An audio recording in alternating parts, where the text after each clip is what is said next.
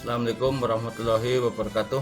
Perkenalkan, saya Rohim, calon guru penggerak angkatan ke-9 dari Kabupaten Tegal.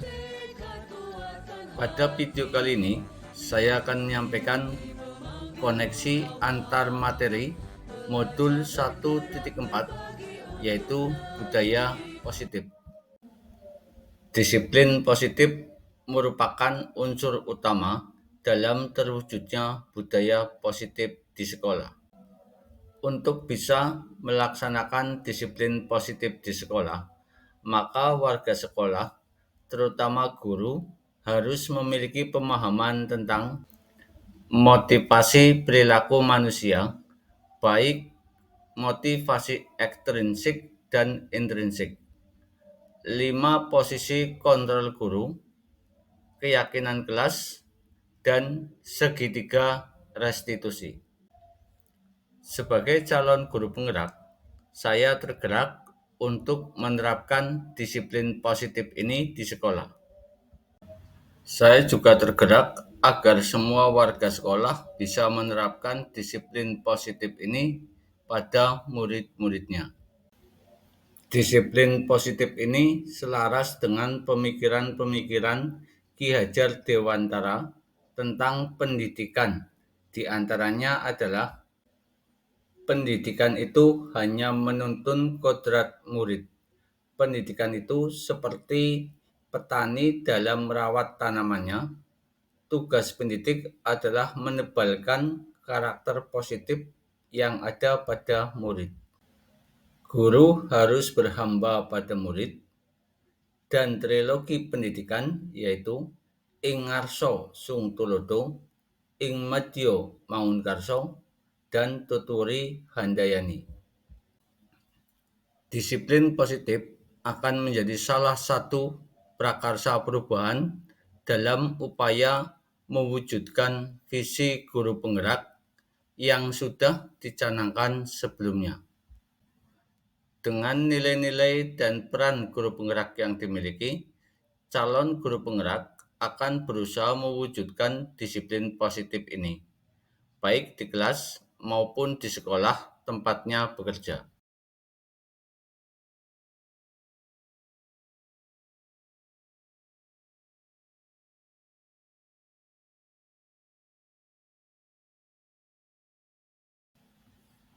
Disiplin positif merupakan bentuk kontrol diri, yaitu belajar untuk mengontrol diri agar dapat mencapai tujuan mulia. Tujuan mulia di sini mengacu pada nilai-nilai atau prinsip-prinsip mulia yang dianut seseorang. Kita namakan nilai-nilai tersebut sebagai nilai-nilai kebajikan yang universal,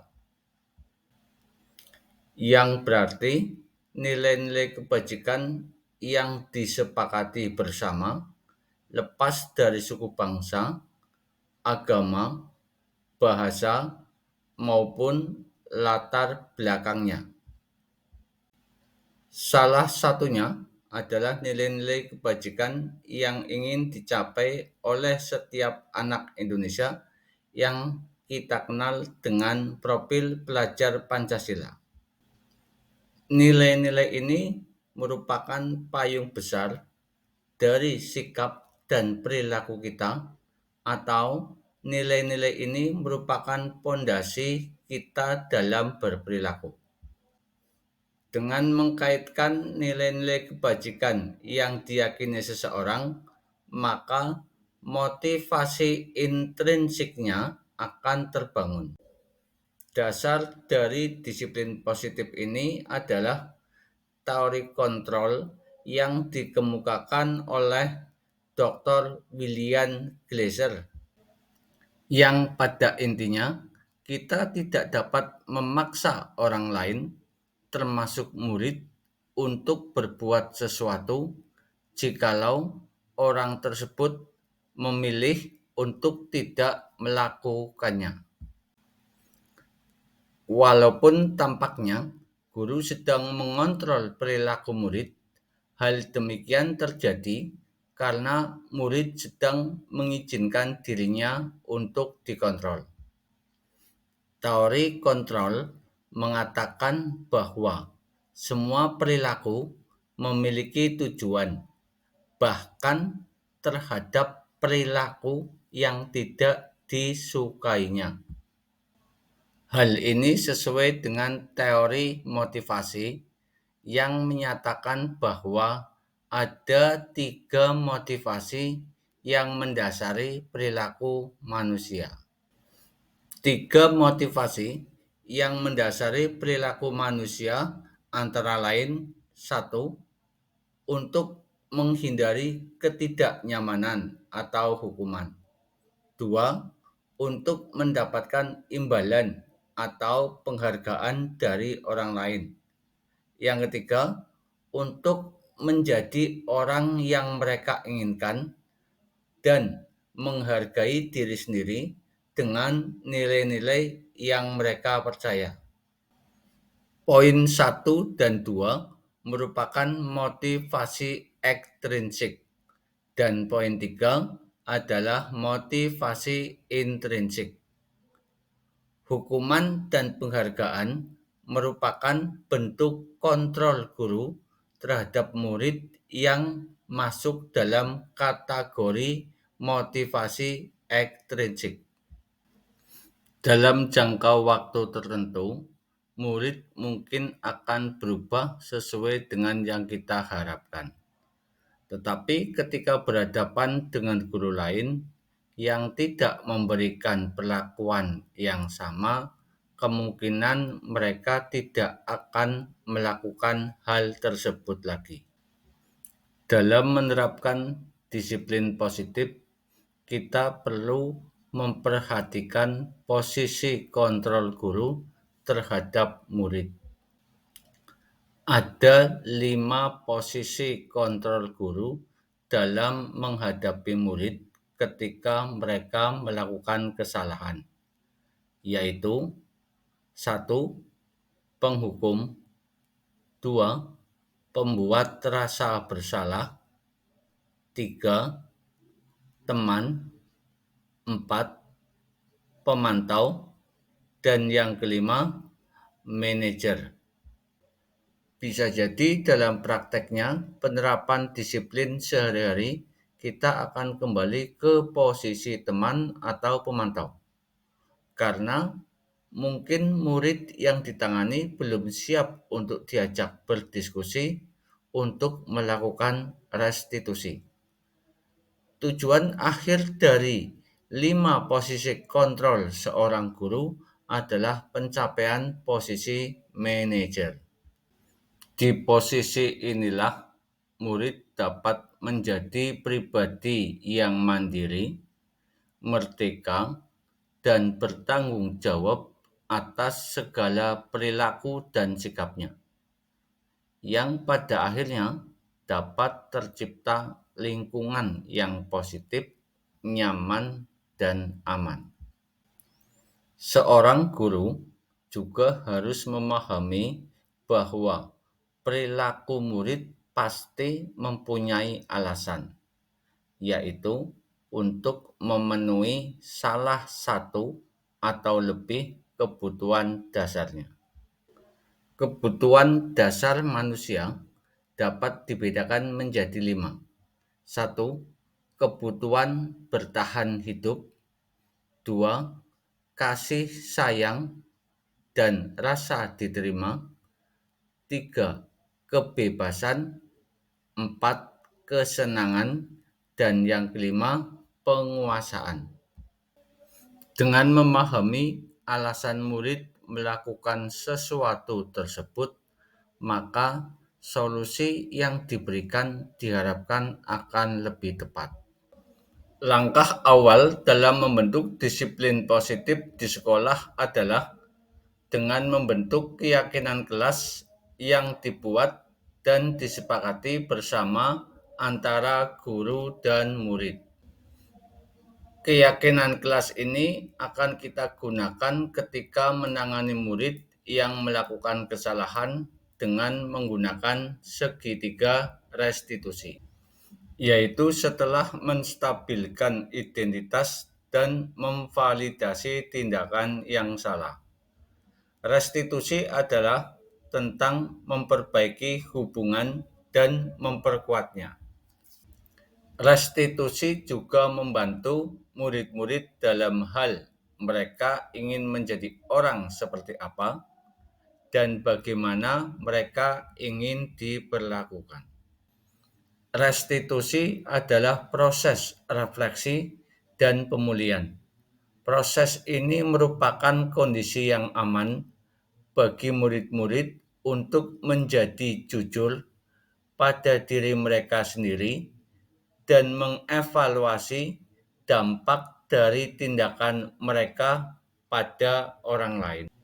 Ketika proses pemulihan dan evaluasi diri telah selesai, mereka bisa mulai berpikir tentang apa yang bisa dilakukan untuk menebus kesalahan mereka pada orang yang menjadi korban. Setelah mempelajari modul 1.4 ini, saya menemukan hal-hal menarik dan di luar dugaan.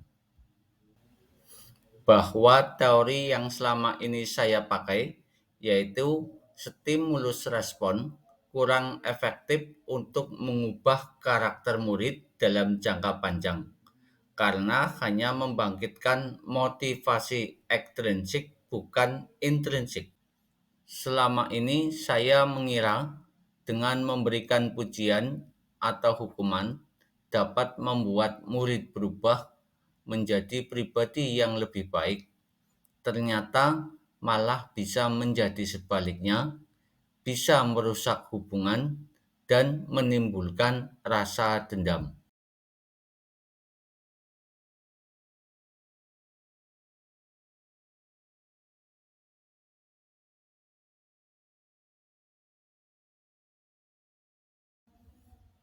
Sebelum mempelajari modul ini, pada saat membuat kesepakatan kelas, lebih dominan dari saya sebagai guru, dan murid hanya tinggal mematuhi dan lebih bersifat teknis, bukan nilai-nilai kebajikan universal. Setelah mempelajari modul ini, saya akan membuat keyakinan kelas dengan melibatkan murid dalam penyusunannya dengan mengklasifikasikan ke dalam nilai-nilai kebajikan universal.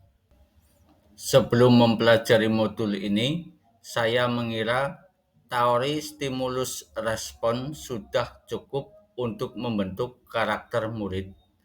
Ternyata dengan dugaan teori stimulus respon merubah yang terjadi pada murid hanya dalam jangka waktu sementara atau dalam jangka waktu pendek.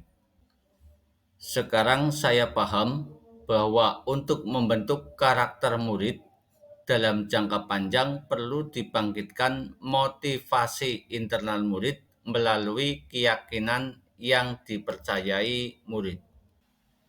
Sebelumnya saya melihat perilaku murid yang tidak sesuai dengan kesepakatan sebagai orang yang salah yang harus mendapatkan konsekuensi dari perbuatannya. Sekarang saya melihat bahwa murid melakukan hal tersebut pasti punya tujuan, dan saya bersama murid tersebut akan fokus bagaimana mencari solusi dari masalah tersebut.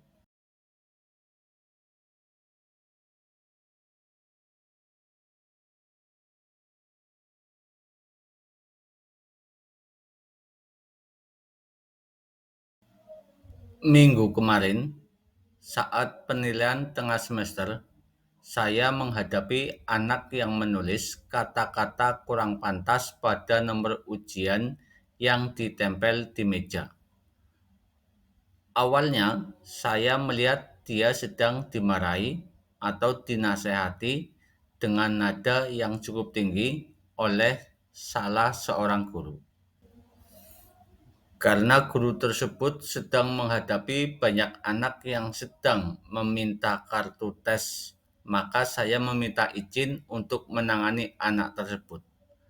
Pada saat saya mencoba berdialog dengan anak tersebut, ada guru yang nyeletuk, "Wah, ini guru penggerak," tapi saya tidak menghiraukannya. Saya kemudian berdialog dengan anak tersebut dan berusaha memposisikan diri saya pada posisi kontrol manajer. Alhamdulillah, tanpa perlu marah-marah, murid tersebut dapat menyadari kesalahannya dan berjanji untuk tidak mengulanginya lagi.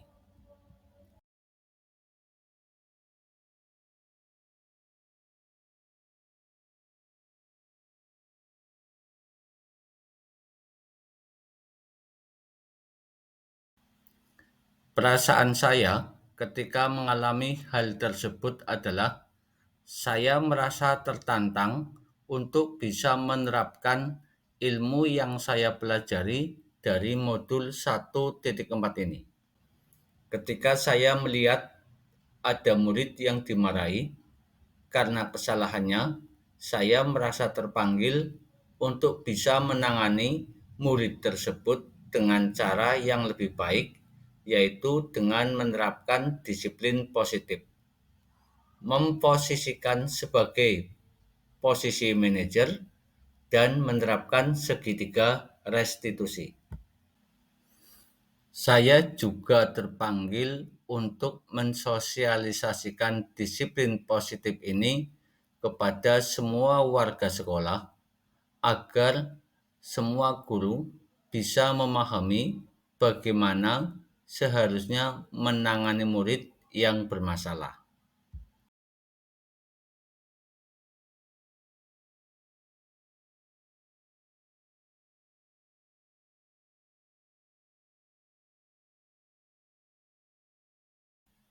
Dari pengalaman saya tersebut, hal yang sudah baik adalah saya sudah cukup tenang tanpa marah-marah dalam menghadapi murid yang bermasalah. Adapun yang masih perlu ditingkatkan adalah perlunya latihan secara terus-menerus dalam menerapkan segitiga restitusi ini sehingga pemilihan pertanyaan-pertanyaan pemantik lebih tepat lagi.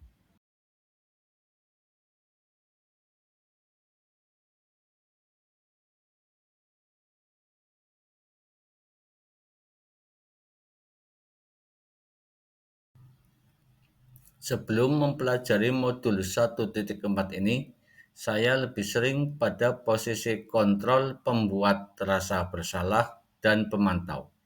Setelah mempelajari modul 1.4 ini, saya akan berusaha memposisikan diri saya dalam posisi kontrol manager. Namun demikian, bisa juga beralih ke posisi teman atau pemantau ketika kondisinya memang tidak memungkinkan untuk dilakukan restitusi.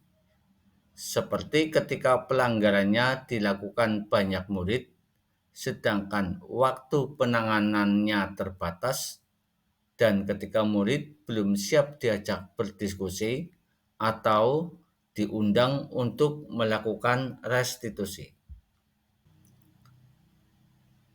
Perasaan saya sekarang jauh lebih tenang dalam menghadapi murid yang melakukan kesalahan dan merasa bahagia ketika dapat berkolaborasi dengan murid dalam menyelesaikan masalahnya sendiri tanpa ada tekanan dan perasaan disalah-salahkan.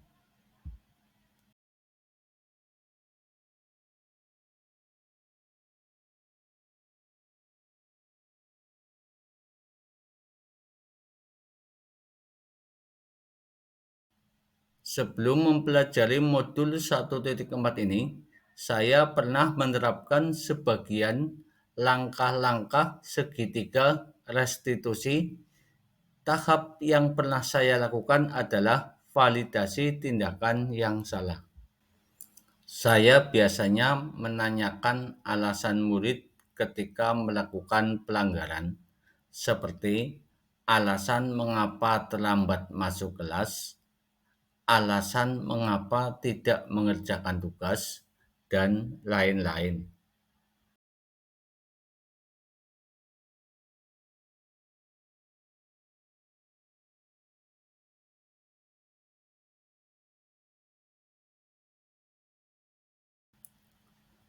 Hal lain yang penting untuk dipelajari dalam proses menciptakan budaya positif adalah perlunya pemahaman bersama segenap warga sekolah